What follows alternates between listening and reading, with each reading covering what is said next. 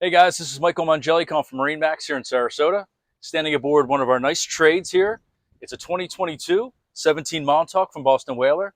This boat has a lot of nice features. First off, it features a 90 horsepower Mercury motor. Also here on the back, you'll see a 6-foot power pole. Nice comfortable seating here aft with removable backrests. As you move forward here through the helm, traditional leaning post, so you can stand or sit. Well-appointed dash. You see the nice Raymarine screen here, matching Raymarine VHF radio. This boat has only 107 hours, so it's in the infancy stages in terms of that. Nice covered bimini here for shade, which you can lay down or remove completely. And as you move forward here at the bow, you're going to see this is an option.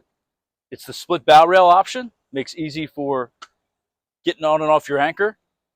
And then up here, you're going to see nice big bow cushion with split storage and anchor locker. And then here as well, on all the Montauks, you're going to see the cooler cushion with a seat on top. So nice storage here, place to keep cold drinks or additional storage. A lot of rod holders on the boat as well. So if you're looking for a nice used boat here in Sarasota, give us a call.